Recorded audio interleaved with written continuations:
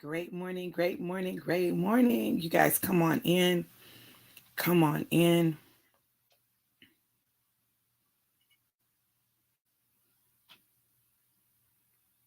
Come on in.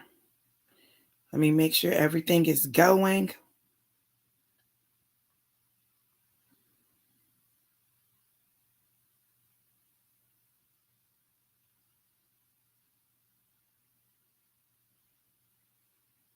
Great morning. Let me know who's here, where you're tuning in from, who's here, and where you are tuning in from. While you guys are doing that, let me go ahead and share.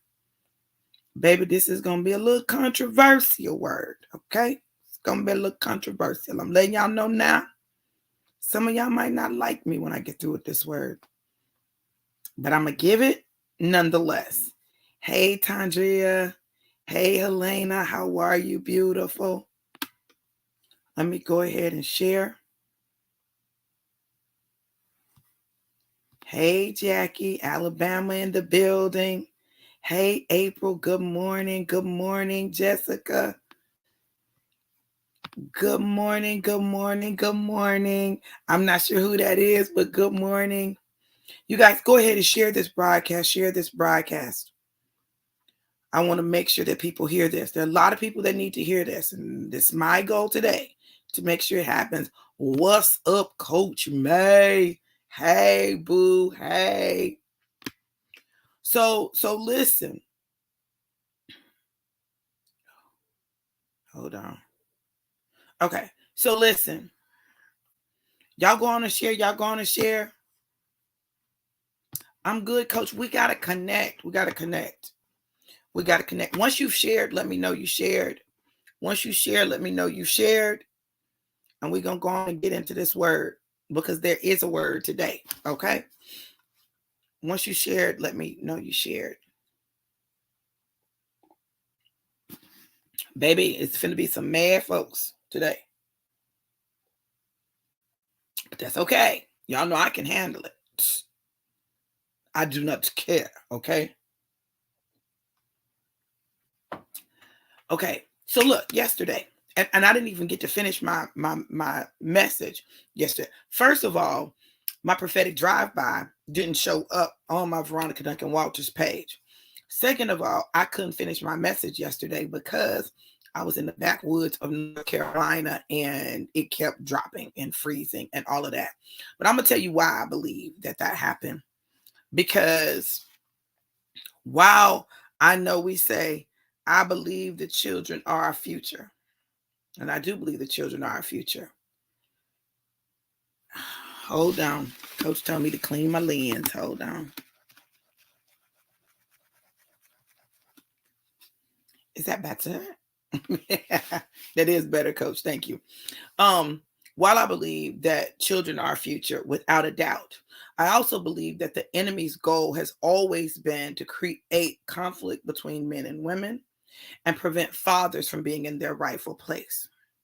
Men being in the rightful place, period, but fathers, period. Okay. So let's talk about this for a minute. Okay. There is, I'm trying to get situated. Hold on. Oh, that's better. Okay.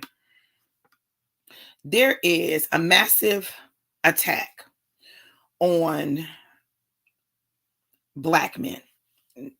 Now, since today is officially Juneteenth, we know it was yesterday, but today is officially Juneteenth. I want to talk about free the fathers and free yourselves. Listen, many people have, especially in the African American community, but many people, period, have found themselves in a place, hey, beautiful, hey, apostle, where their father relationship is fractured. They have daddy wounds because daddy wasn't there, because daddy had an addiction, whether it was drugs, alcohol, or women, because if daddy was there, daddy was working all the time and daddy didn't have time for them, even though he provided for them, because they saw daddy beating mama, because daddy didn't know how to show love and affection. Daddy didn't know how to tell them that he loved them. Daddy just, there were some ways that, he just wasn't showing up. Mama didn't let daddy be around. Daddy and mama couldn't get along, so mama kept you from daddy. Whatever the case may be, there's a fracture in that relationship, or daddy just didn't want to be around at that time. Okay, maybe daddy had a new wife, and the new wife didn't want your daddy, didn't want you around, or want him around you because she felt threatened by your presence in his life. Okay, so look, y'all, we grown. Okay, that's the first thing. We grown. If you grown and you still holding on to that stuff, you're not hurting your daddy. You're hurting you, your husband, wife, future wife, your children, your grandchildren, generationally. Oh, see, the father fracture, that father wound is a generational wound. Chances are, if you had a real conversation with your father, he would probably say, if you experience any of that, right?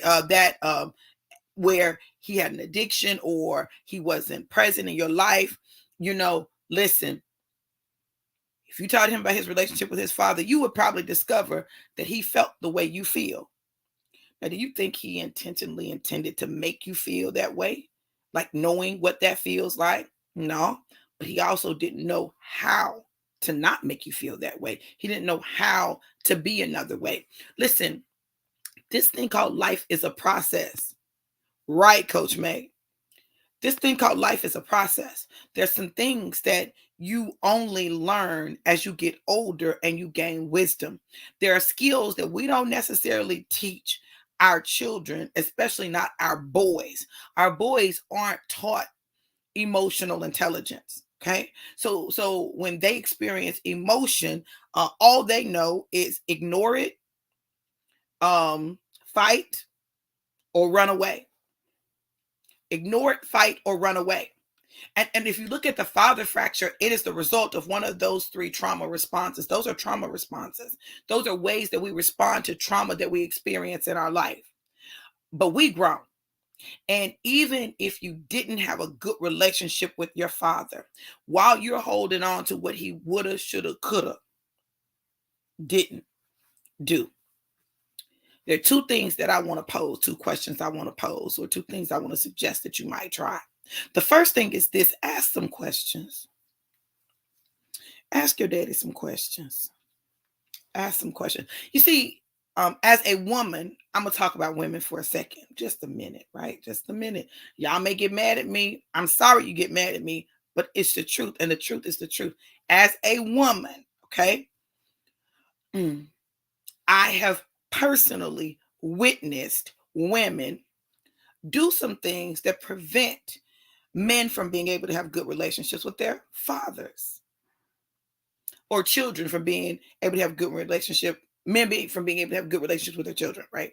So one of the things that often happens, often, you hear what I said? I didn't say some, I said often happens, is that when a woman can't have a man and the relationship ends, she tries to keep that man from his children. Y'all don't know nobody that's done that. Y'all ain't got nobody in your family. Y'all ain't seen no woman do that. Oh, he ain't getting my kids. Oh, I don't want my kids around no other woman. And who does he think he is? And da da da da da da da da da da. When the whole issue is she ain't got it no more. And if she can't have him, he ain't gonna have them kids. Y'all ain't never seen that. Y'all ain't never seen that. Anybody seen that, or is it just me? Am I the only one that's seen that? Thank you, Coach. Now, listen. The fact that that relationship with that man didn't work ain't them kids' fault. So why would you punish the kids? Because that's really what you're doing. Or you call yourself punishing the man, but really you punishing the kids. Now the kids is looking and they think daddy just don't want to be around. Daddy don't love me. Why is he with his other kids, but he ain't with me? Hey, Corey. Oh, I must not be good enough. Now, the child has this whole thing with their daddy based on their perceptions of the truth, which are inaccurate. They mad at daddy when they should be mad at mama.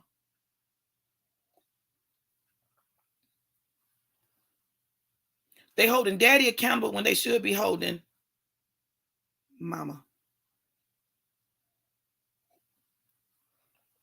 Y'all look, come on. Even if that's the case, right? Well, let me talk about some other scenarios first, okay? Or maybe, just maybe, and I didn't talk about this one. Daddy in jail. Daddy went to jail. Daddy went to jail when you were little. Daddy been in jail. Daddy been in jail most of his life, okay? So daddy wasn't able to be there for you. Listen, daddy in jail, daddy can't be there. Now, this man is sitting in jail, in prison, unable to be there for his child. May want or may not want, but I'm just going to say this. Most parents don't just not want to be with their child. Like most parents don't, right?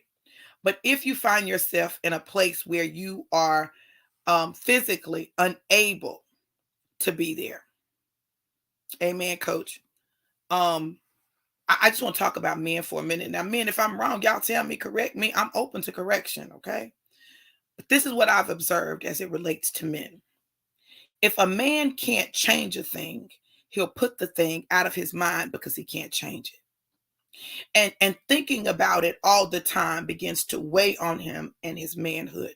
So rather than think about it all the time and constantly beat himself up, he'll put it out of his mind. If he can try to put it out of his mind, he can maybe maintain his sanity, because anything other than that threatens his sense of manhood and his sanity.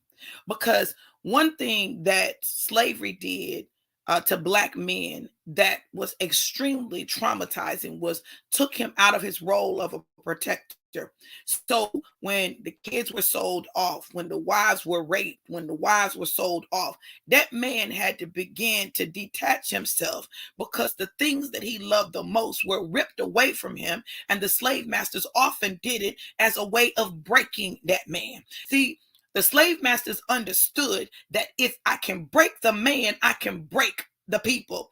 They understood if I can break the man, I can break the family. If I can break the man, I can break any chances of them ever really fully maximizing their potential. So there was a breaking going on. If you read the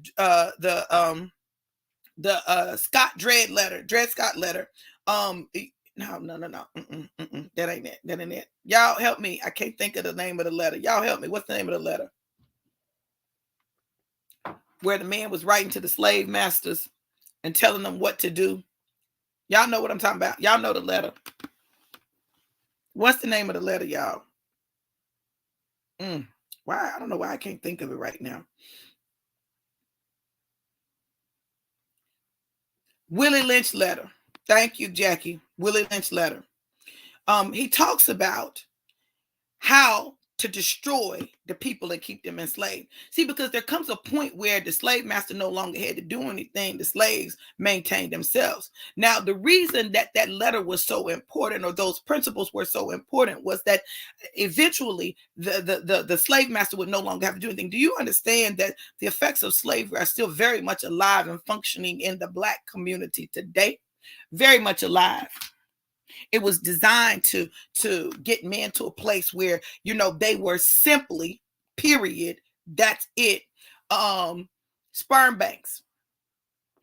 They were stallions breeding. They were breeders. Do you understand?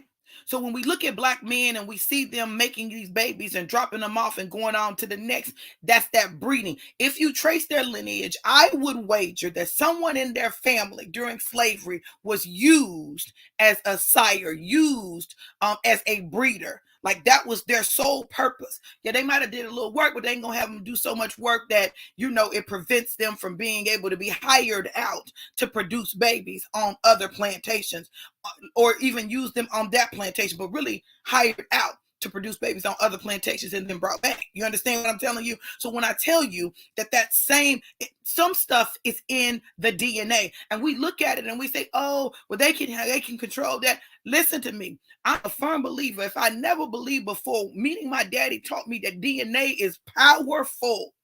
There are some things that are in your genetics. There is trauma that goes into your very DNA and begins to shift your genetic code and show up generation after generation after generation. When you talk about survival of the fittest, Darwinism was the recognition that there are things that we do and our genes do in order to adapt to the environment in which we find ourselves in so that we might survive.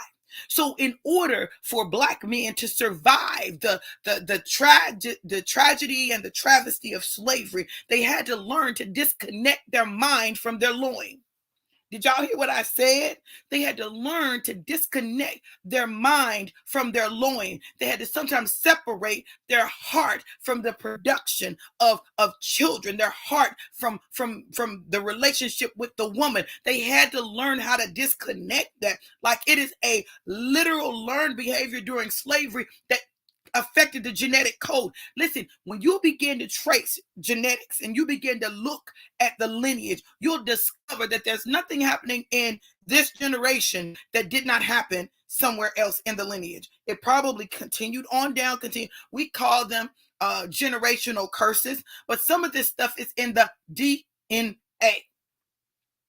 The DNA. I'm talking about in the DNA, in the wiring, in the hard wiring of a person. And if you're hardwired a certain way, it's a process to get unwired, right? So you can't look at the computer and say, computer, you're not working right. So, you just need to change that. It does not work like that. The computer is going to work the way it's wired to work until the wiring is changed. What does that mean, Dr. V? Oh my God. Listen, see, we finna get into some biopsychosocial psychology and biopsychosocial models of life, right? Because see, we want to make everything just spiritual. It's not. Did y'all hear what I said? The stuff that we're talking about is not stuff that you just lay hands on somebody for and it just automatically changes. It's not. I don't care, the most powerful prophet, apostle, whatever. You can't just lay hands on a person and automatically their life changes. No, there is a part that is spiritual. There is a part that is physical, and there is a part that is psychological. All of those things come together. They work together. And there's a part that is social. Listen, you cannot approach people and life from a non-holistic approach. See, in religion, what we want to do is make everything spiritual. So we focus only on the spiritual. So we tell people, oh, you've been at the altar. Oh, the demon's been cast out. Now go.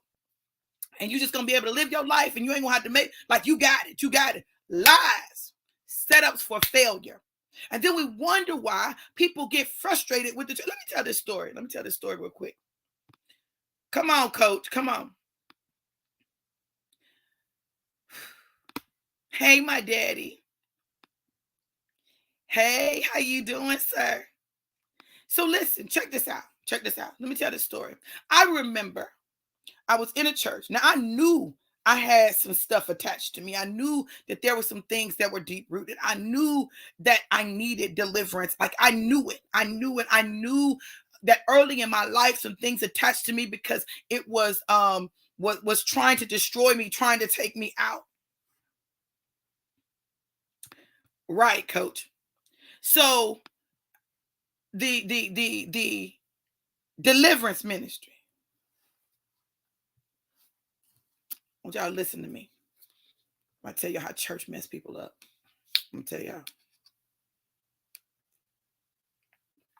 The deliverance ministry. Now, I'm anointed. I've always been anointed.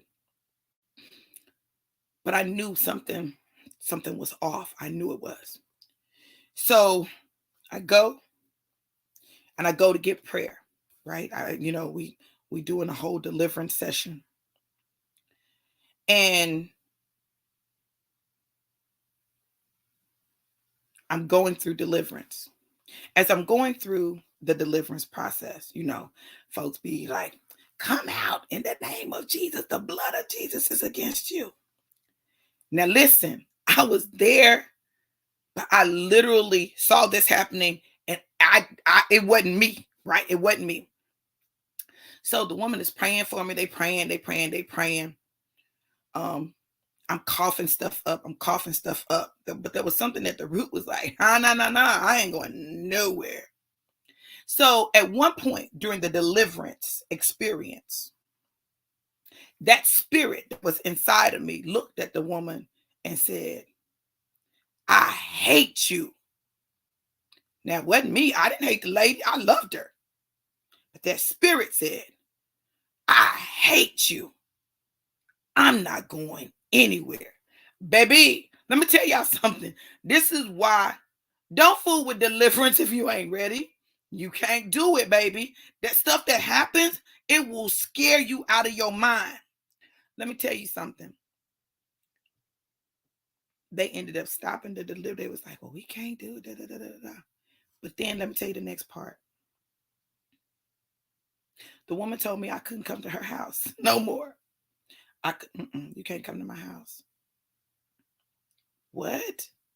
You can't come to my house. So do you know what that did for me? It made me feel like, well, if you in the deliverance ministry and I can't come to your house, then that must mean that I'm unredeemable.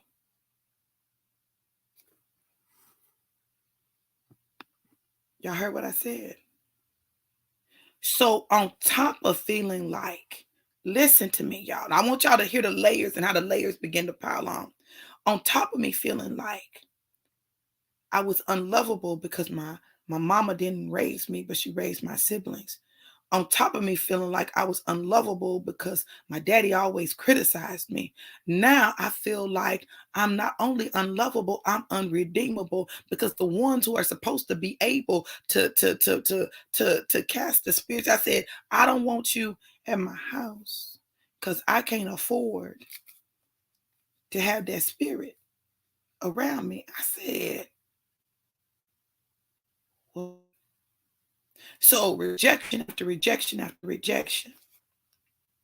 At least to me, that's what it felt like. It felt like rejection. Okay. So if we say that it's spiritual, but those who are spiritual can't help you and then push you off to the side, then how do you recover from that? So God began to teach me self-deliverance. You see, it's one thing to have somebody lay hands on you. It's another thing for you to be able to look at you and allow God to show you you and God tell you what to do to be delivered. You see, we look into everybody else to save us. We look into everybody else to be the one that's got the solution. But sometimes that thing is so personal that God wants to teach you about you so that you can deliver you, because Jesus already paid the price that we would have the power to engage in our own self-deliverance. And that's what he did. He began to show me things. Now listen, there are some things that still there. You understand what I'm telling you? And some stuff is process. We want everything to be instantaneous overnight. It does not work like that. It may work like that in a few cases, but the majority of them, it doesn't. There is process behind it. And even once you're delivered, there is still yet another process. Now, y'all may be saying, Dr. V, what does this have to do with free the fathers, free yourself? Everything.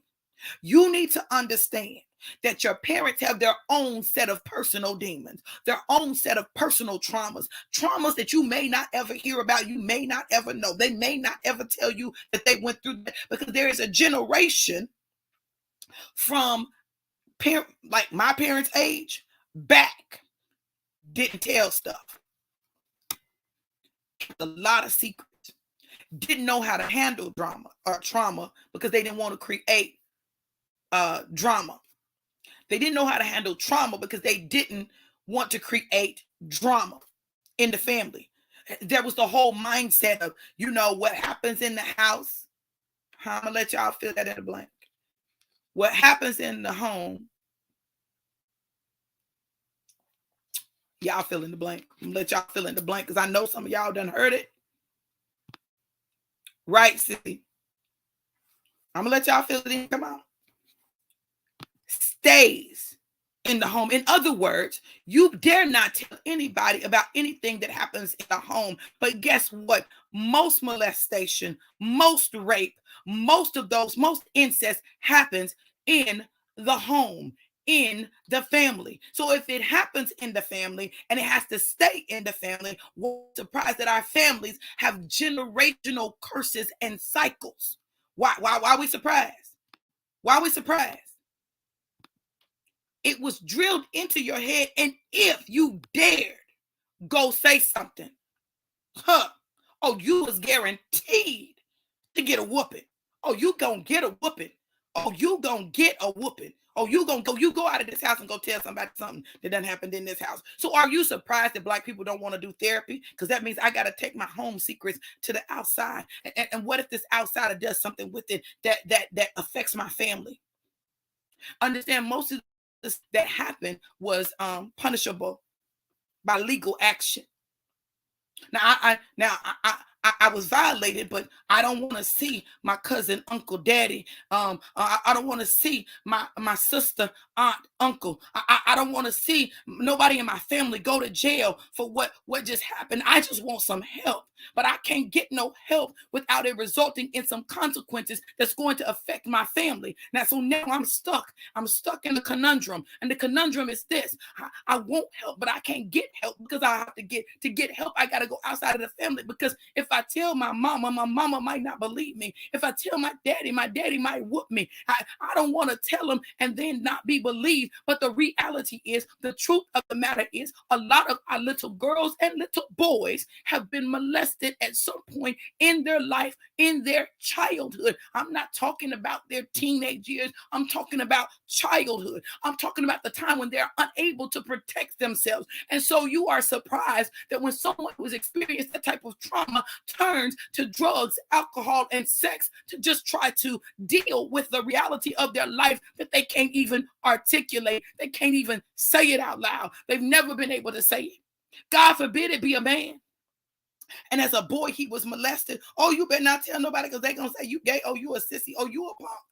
Because of something that happened to you that you had absolutely no control over. None. No control over. All you knew, you was left being twisted and not quite understanding how to deal with that thing. And now here you are trying to live life and be a man, because you do not want to be what they say you are if that happens to you. You understand what I'm telling you? So we're looking at these fathers and we're making all of these judgments about them as men, and what kind of man with this and what kind of daddy with that. But you don't know their personal hell that they're living through, a hell that is indescribable, a hell that if they ever told you, you might even judge them for. So they're going through hell in their mind. They've gone through hell in their bodies, and now here they are, a father trying to be a father and figure it out, and they don't even know which way is up. They just trying to live. And we sit back and tell them they're a horrible person because they didn't A, B, C, D, E, F, G, H, I, J, K, L, M, N, O, P. You have no idea what they went through. And then to make it worse, on top of that,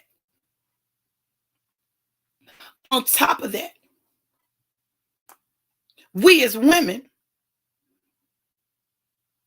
we as women, look at these men and condemn them. And we may not condemn them in front of the kids, and we feel like we did good because we didn't condemn them in front of the kids. We didn't say nothing negative about them. But our posture says it all. You don't have to say anything. Your kids can feel you. They can feel your anger, your resentment, your bitterness. It's a lot of bitter ass women out here. And I said what I said. It's a lot of bitter ass women out here. And they so bitter that their bitterness boils over and it pollutes everything they touch. Bitter ass women. A lot of them. I'm a woman and I said it. I said what I said. It's a lot of bitter ass women out here. See, that's why we have to check ourselves, because that bitterness rolls over. It rolls over. So now the bitterness goes on. Now, guess where the bitterness started, though? It often starts in our own childhood trauma. And the truth of the matter, that man just reminds you of what your daddy didn't do. So we're back to the father fracture. So the cycle continues on until we awaken and become conscious and make a decision. You know what? I remember being in my 20s.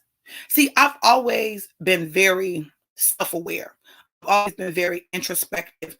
I've always wanted to know. I've always been fascinated with psychology, like always, but not just understanding, like, what does this play out like? How does this play out, right? See, that's the thing about me. I've always been about application. How can I take this knowledge and apply it and make our lives better? Because my thing is, I want my life to be better. So my daddy wounds, my father fracture showed up in my relationships, right? I discovered that I was drawn to men who could not give me what it was I desired. And it repeated the pattern with my daddy. So in each of those relationships, I was kind of looking for someone to fix what was broken in my relationship with my daddy. To fill voids that were daddy voids that daddy should have filled, right? So I'm looking for that in these men, and they can't do it, and therefore now I'm upset and I'm traumatized because I did you hear that? I keep choosing men that that that are similar to my daddy in the way they show love, right? Which is not the way I wanted or needed love shown. Does that make sense? So I kept repeating the cycle that I had with my daddy over and over again, wondering why it was not being resolved, right? So the fact that my daddy didn't say I love you until I was 26. You understand? So then I chose men who tended not to be very verbal. Their love language was not words of affirmation. Their love language was acts of service. They provided, or they did, like, it was doing and not being. Okay, it was not saying, but all I wanted was something to be said to me. You understand? And in the absence of hearing those words, when those words were spoken, I was drawn to that. So looking for something that I knew I needed, but marrying something that could never be what I needed. And surprised that the marriages didn't last. Yeah, I remember I was in my 20s and I wrote my daddy a letter. I wrote him a letter and I began to articulate some things. um, that had happened in our relationship and our interactions that impacted me greatly. And do you know what? He didn't remember most of it. See, because it was not a big deal to him. It was him simply living life. But to me, it was a very big deal. So what we do is we wait for people to apologize for stuff that they don't even know that was a problem, or they don't even remember doing. And they'll never know until there is conversation, there is a letter. And let me tell you why I wrote the letter. I didn't feel like I could say the stuff I needed to say to him. I didn't feel like I could say it. Okay. So sometimes we can't say it because we're afraid of their response or their reaction, or whether or not we'll get to finish our thought. Sometimes we can't say it because our emotions are too strong and we don't want to be overtaken by our emotions. Write the letter. Write the letter. Y'all, we got to free these fathers. Okay, I know we be talking about free so and so, free so and so. Free these fathers. Free these men, so that they can take a journey of healing that brings them to themselves, so they understand themselves and they can be who they were created to be and take their rightful place. Men often can't take their rightful place because they do not understand who they are. They don't feel worthy. They don't feel equipped. They don't feel good enough. And guess what? As women, what we often do, sometimes knowingly, sometimes unknowingly, is we confirm for them their fears and their doubts about themselves when we let them know and we make it known that they ain't shit.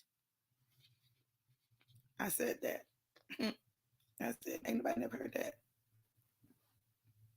You ain't shit. Not you ain't nothing. See, I need you to understand something. Nothing is better than fecal matter. In other words, you're the waste that comes from after me eating a good meal. You that good meal, the stuff that's unusable. See, that's what waste is. Oh my God, I feel God in this. Listen, waste is the stuff that your body has no use for. Translation, I have no use for you. No use. You're unusable. You're unusable. You don't have value. But guess what? So this is the irony in all of that. Even waste has use. So someone may view you as though you have no use. They may view you as you ain't shit. But even that has value as fertilizer. See, it's time for all of us to grow up. Grow up. Listen, I get it. Our situation is jacked up. Like, I get that. I get that the plight of the African descended person in America is one that makes you want to give up and be hopeless and feel helpless. When you can't even be in your own house, when you can't even be in your own house and feel safe because the police might come in and kill you on a freaking wellness check and still not be held accountable. When you can't even go to the store without the fear of being shot because someone doesn't value your life. When you can't go to the mall without the fear of it getting shot up because someone doesn't value your life. When your kids can't even go to school without the fear of them being shot down because their life is not valued. Like, you feel as though there is no use for you. But what I'm here to tell you is not only is there hope and not only do you have value, but God has a plan with every bit of this. Every shooting that's happened, slavery, all of this is a part of a grand design that God has already put in place, and he knows the end, and the end is this: we win. We win. But winning requires strategy. So if the strategy is to create conflict between the black man and the black woman, so they're at odds with it, give her a good job, don't give him no job. So the provider can't provide and the roles have been reversed. What do? Take the kids away from them, so that they now feel hopeless and helpless, unable to protect their offspring, which is what parents are designed to do. When you look at the animal kingdom, that's what the parent does. They protect the offspring until it's time to send them off. Some of them send them off sooner than others, but all of them have a role that they play. There is a natural wiring in our DNA that gives us the desire to do certain things. But when some things are twisted and distorted, we begin to operate according to Darwinism and the survival of the fittest. And we just want to survive. And surviving means I got to disconnect my emotions from you. My emotions got to get disconnected. If it happens enough generations, it goes into the DNA. There's a trauma bond that is created when people go through trauma together, right? And so sometimes we connect with people based on our trauma bond, but we can't heal each other's trauma. My God. We connect with people on a trauma bond, but we can't heal each other's trauma. So we simply reinforce the trauma. We reinforce the trauma that we've experienced and create more trauma and deepen the trauma that has occurred. So now not only do we have the father fracture or a mother wound, like we probably got both. Some people have one, some people have both. Some people I'm not going to say that no one has neither. I'm not going to say that, because there are people who don't have those. That's not their issue. Their issue is something else. But a lot of people, have these issues. So when I free my daddy to be a man who's had his own trauma, went through his own stuff, and simply did the best he could with what he had. When I think about my granddaddy, and I'm talking about my daddy who raised me. When I think about my granddaddy was not an affectionate man. He was not a man of a lot of words. Like, he wasn't doing all that. It wasn't all that hugging, kissing. No, it wasn't all that talking. It wasn't all that. That man worked. He worked. He made sure there was food. He made sure that they had a place to stay. He was a provider. That was the love language for a lot of men. Provide. So I'm going to work and I'm going to provide, because that was one of the things that was tried to be taken away. So they did a lot of focus on providing. That other stuff, no, I ain't worried about all that. You take care of that.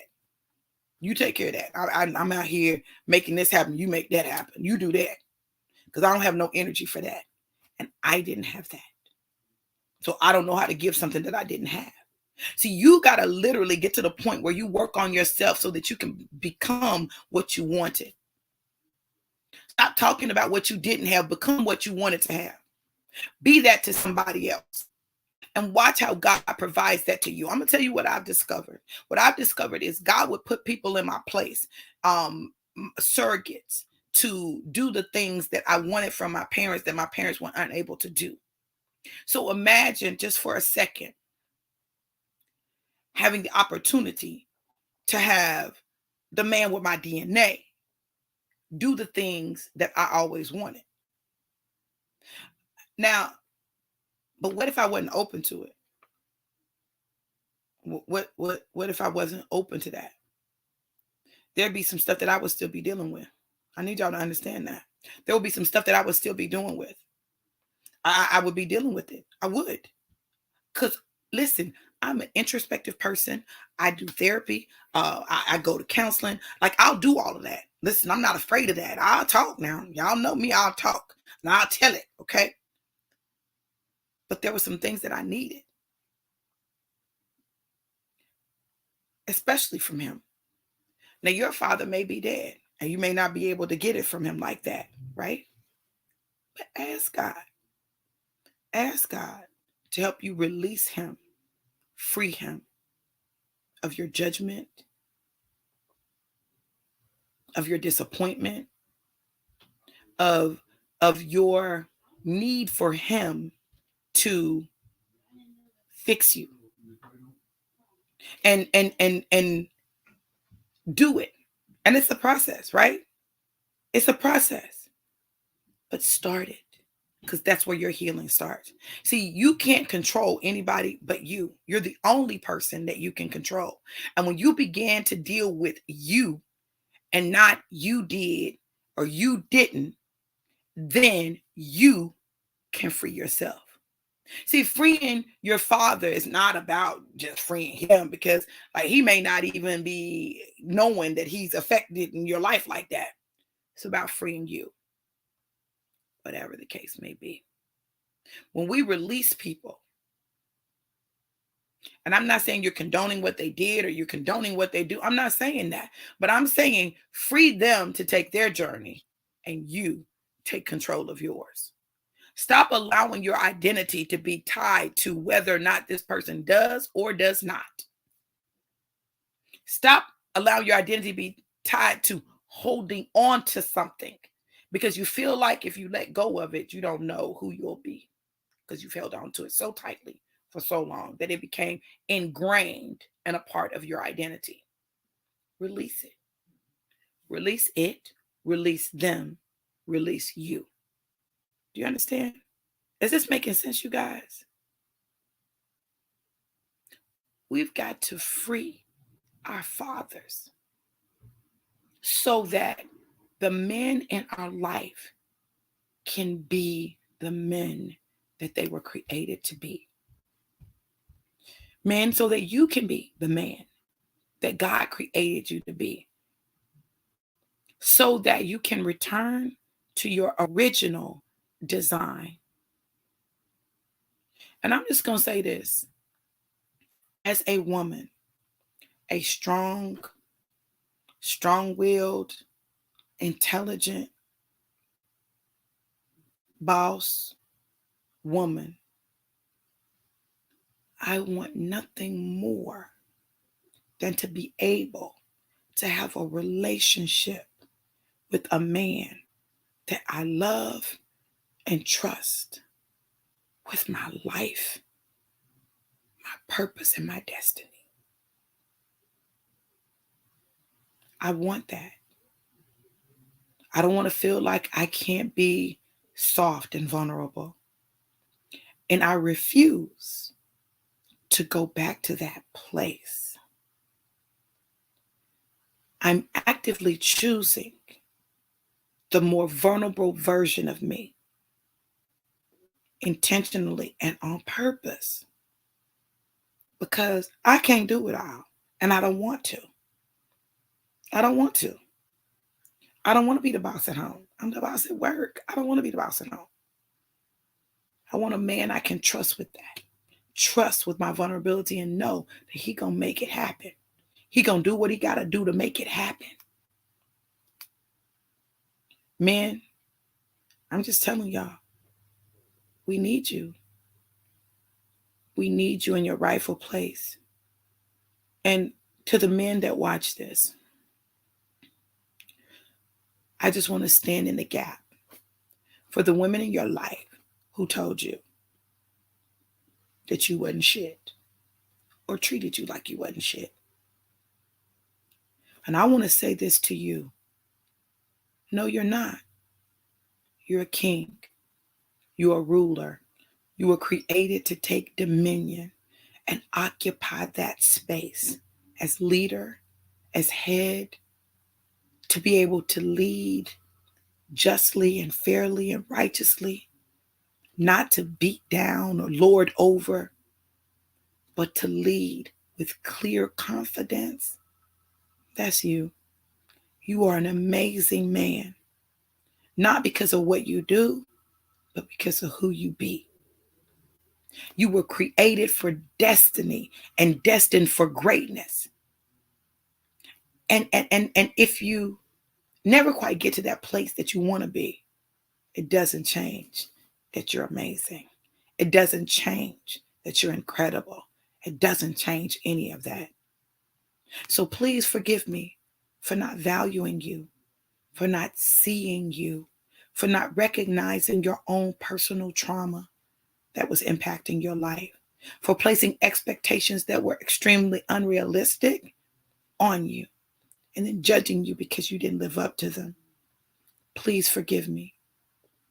Forgive me for not loving you the way you needed to be loved, for not being your soft place in a hard world. Forgive me. Forgive me for turning your kids our kids against you, for treating you in disrespectful ways that led to them treating you in disrespectful ways. Forgive me. Forgive me for not recognizing that you needed love. A love that only I could give you, but I was unable to give you because my heart was hardened and I didn't want to get hurt. Forgive me. Forgive me for not trusting your word and trusting the word of other men over yours because I didn't realize who you were. Forgive me. Forgive me for the things that I got wrong.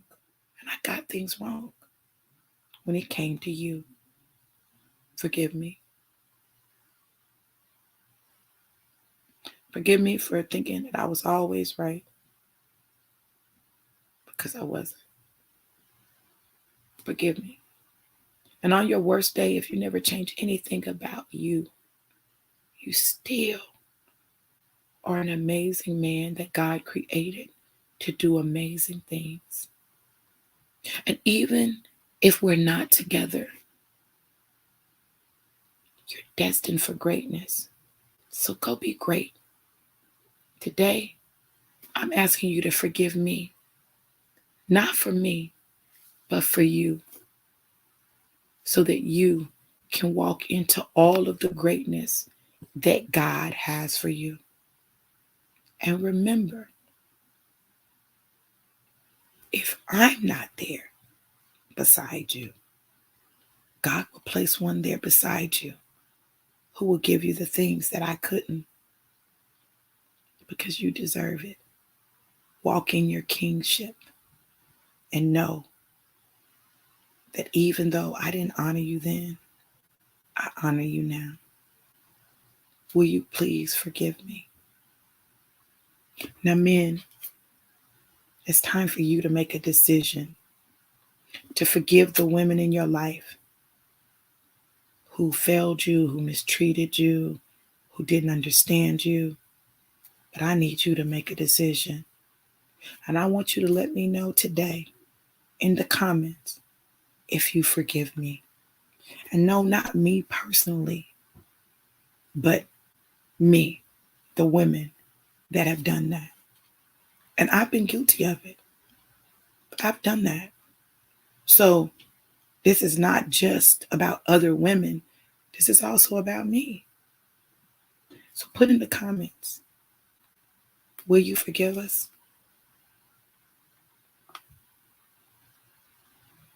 Will you? So that you can be free. That's what God desires. You guys to be free. Free to move forward in your life, forward in your destiny, letting go the weight that you've been carrying. Because some woman along the way made you feel less than.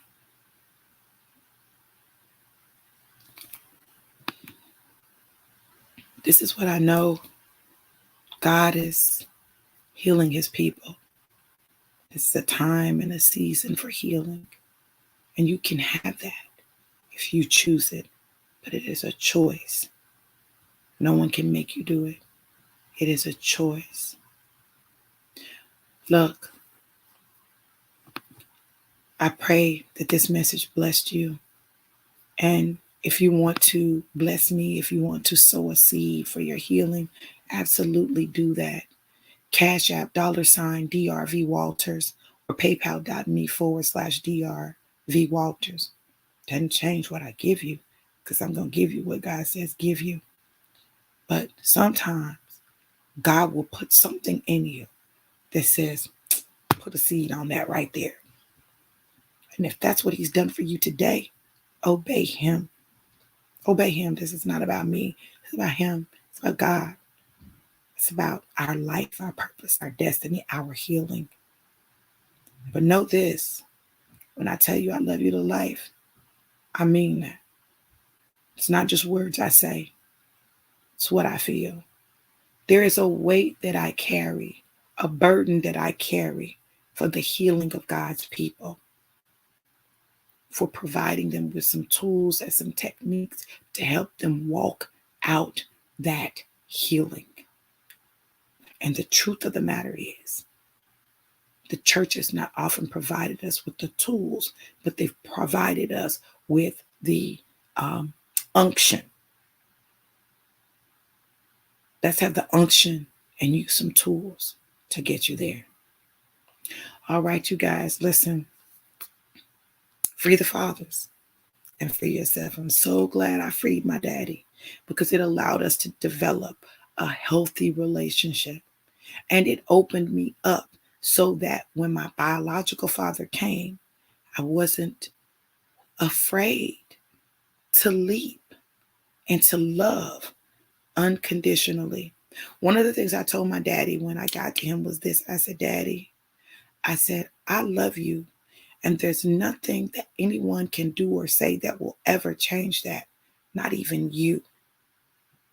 See, there's power in unconditional love because then you're not imposing your expectations on someone. You're just simply loving.